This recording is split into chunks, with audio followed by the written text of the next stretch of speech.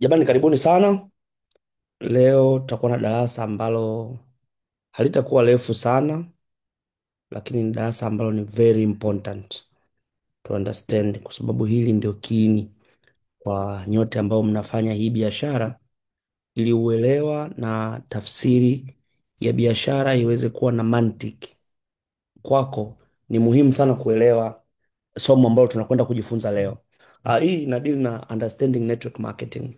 Kuna watu wengi sana hawaielewi network marketing. Jamii iliyotuzunguka haijui chochote kuhusu network marketing. Ukiwaambia network marketing, picha ya kwanza inawajia kichwani ni QNet. Picha ya pili inawajia Alliance in Motion Global. Kwa hiyo hizo ni picha mbili ambazo zinawajia watu, na wengi itawajia Desi, itawajia sijui nini. Kuna majina mengi ambayo watu wengi sana wamepata maumivu kutokana na biashara kama hizo. Kwa hiyo nafikiri hata wewe mwenyewe pia ushaipata changamoto kama hiyo, lakini ni swala tu zima la kuweza kuelewa ili ujue kutofautisha, na mwisho wa siku uweze kuelewa tofauti yake ni nini, na utakapoelewa tofauti itakuwa rahisi wewe kuweza kujudge in a right way. Sasa leo tutaangalia network marketing.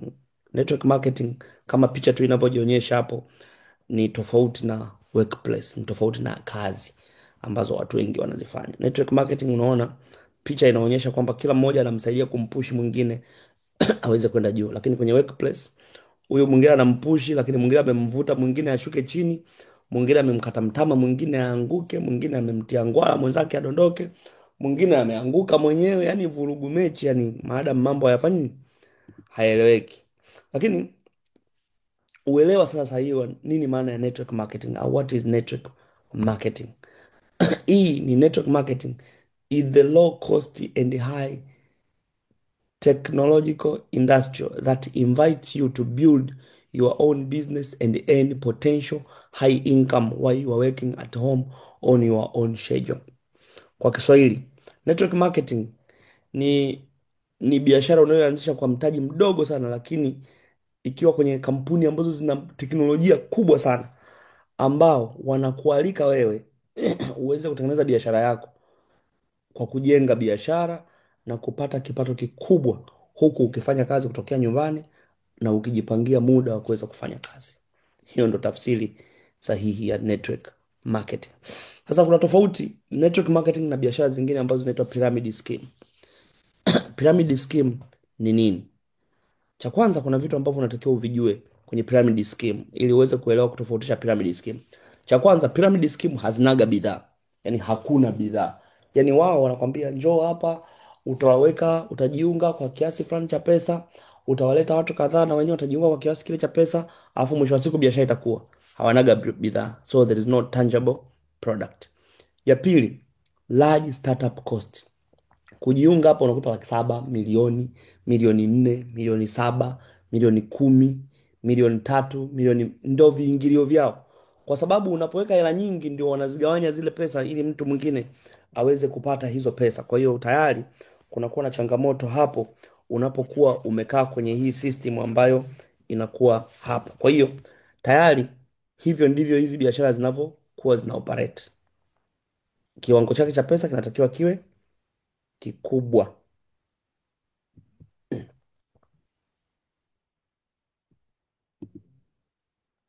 Jambo lingine ni kwamba wanaopataga hela nyingi ni wale waliotangulia kwenye biashara, wale wa kwanza kwanza kule, waliopo juu kwenye mifumo ndo wanaopata pesa nyingi. Hao wengine wenye kazi yao ni kuwasukuma wengine waweze kwenda.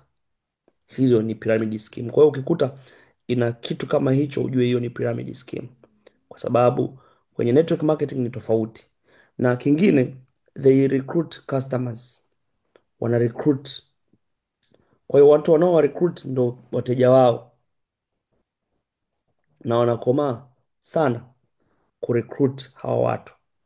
Na kwa nini wanawarecruit? Wanawarecruit kwa sababu mtu anapoingia na milioni 4, mtu anapoingia na milioni 3, mtu anapoingia na milioni 2 na ameingiza pesa na hajapewa bidhaa zozote, maana yake pesa zao zinapatikana kulingana na watu. Kwa hiyo yule atakayeingiza watu wengi ndiye anayetengeneza kipato kikubwa.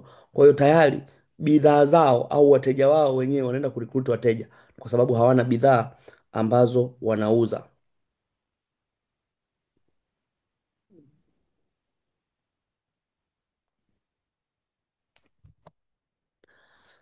So most pyramid scheme hazinaga bidhaa, wenyewe wanadili na fedha tu, na hapa hakuna refund utakapo lose. Hakuna mtu atakaye kurudisha pesa yako utakapokuwa ume lose kwenye biashara hiyo. Kwa hiyo ndio maana wengi unakuta tayari mara application ingiza, unaingiza pesa, unafanya hivi na hivi, at the end of the day unajikuta tayari nchwi, system imefungwa, bidhaa zako zimeondoka, hakuna watu tena ambao ndo bidhaa zako, na we mwenyewe umeshapoteana. Unaanza kupokea lawama na unaanza kupata lawama kutoka kwa watu wengi sana ambao wanaanza kukulaumu, na hutaweza kuhandle hiyo pressure, kwa sababu hilo litakuwa ni tatizo kubwa sana ambalo litakutesa. Sasa nataka tuangalie, je, kampuni ya BF Suma na yenyewe ni piramidi? Tuangalie hiyo system, ili mtu anayekwambia tunazijua hizo ni piramidi, tuangalie swala la kwanza. Je, BF Suma tuna bidhaa zaidi ya 55, to have a lot of products. Hilo la kwanza. Alafu kiingio chetu low at start, unaweza ukaanza biashara kwa $20 ambao ni shilingi 56,000, na unachagua bidhaa chache tu ambazo unaweza ukaanza nazo. Na hii biashara mtu yoyote anaweza akawa top na akapata pesa nyingi. Kigezo sio kwamba ulitangulia, kigezo ni namna unavyofanya kazi vizuri. Na ndio maana mimi Chenza nilijiunga kwenye hii biashara mwaka 2015, lakini niliwakuta watu ambao wameanza kwenye biashara mwaka 2010, na leo mimi nimekuwa top leader Tanzania. Maana yake ni how you build your business smart.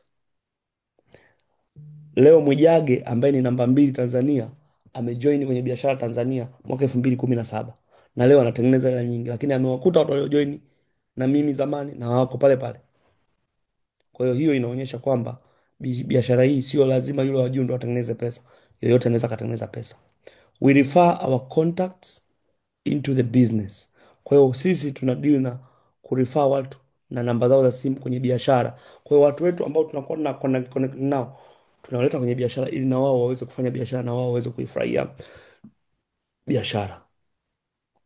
Sasa hii uzuri wa hii biashara ni kwamba unaingia na pesa na unapata bidhaa ambazo bidhaa zenyewe unazolipia zina thamani kubwa kuliko pesa uliolipa. Hebu kiangalia kile kitabu ambacho umekipata. Angalia kahawa ulizopewa, angalia badge, angalia system ya BF Suma ambayo uko nayo, ambayo hiyo system inakuwezesha wewe leo uweze kuuza Mwanza, Mbeya, Iringa, Kenya, Uganda, popote pale kwa kutupitia tu ile application, na ukapata bidhaa kwa shilingi 56,000. Tayari utagundua kwamba we have a very good business. Sasa je, legitimacy of this product inakuwepo? Bidhaa za BF Suma ziko legit kwa sababu hizi bidhaa wewe mwenyewe unaelewa, tunapojifunza unaona kabisa hii biashara, hizi bidhaa watu wengi wanazihitaji, na nikizisupply watu wengi watazipenda. Lakini pia commission kwenye hii biashara inategemeana na bidhaa, na ndio maana kwa wewe ambaye umejiunga ukienda kuangalia kwenye system yako inaonyesha tu ulijiunga tu kwa ile tu bidhaa ulizonunua, zile ulizokuwa kit package ulioanza nayo, unakuta tayari una bonus ambayo tayari inasoma. Maana yake pesa inayotengenezwa humu inapatikana kwa sababu ya mauzo yanayofanyika na sio kurecruit watu. Kwa hiyo unaweza usirecruit watu na still ukatembea na nini, ukapata pesa bila kusema kwamba lazima uweze kufanya vitu vya kuweza kuunganisha watu. Sasa hapa tutaangalia 3 pillars in success in network marketing. Vitu vitatu ambavyo ni muhimu sana ili uweze kufanikiwa kwenye biashara ya mtandao. Vitu vitatu muhimu ambavyo unatakiwa uweze kuvijua ili ufanikiwe kwenye biashara ya mtandao. Jambo la kwanza ni kitu kinachoitwa residual income. Residual income. Jambo la pili ni leverage.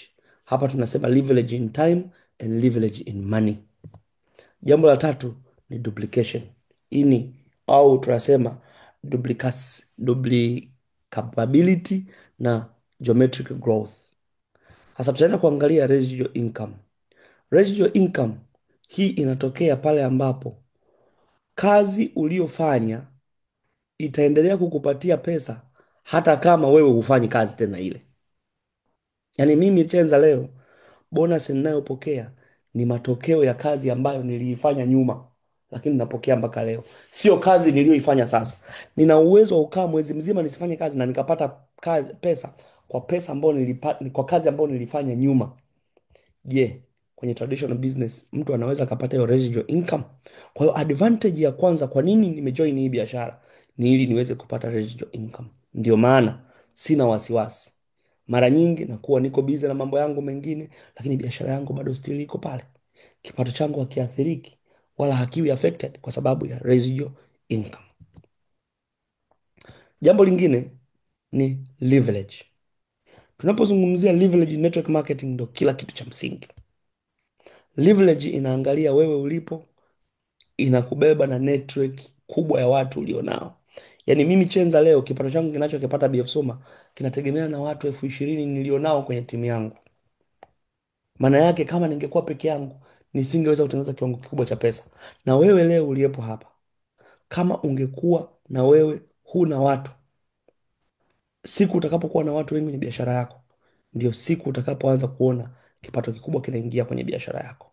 Swala tu ni kuwafanya wale watu waweze kuwa kama wewe, waweze kuwa na focus, waweze kuelewa wanachokifanya na waweze kuwa committed kuona kwamba wanaweza wakakifanya.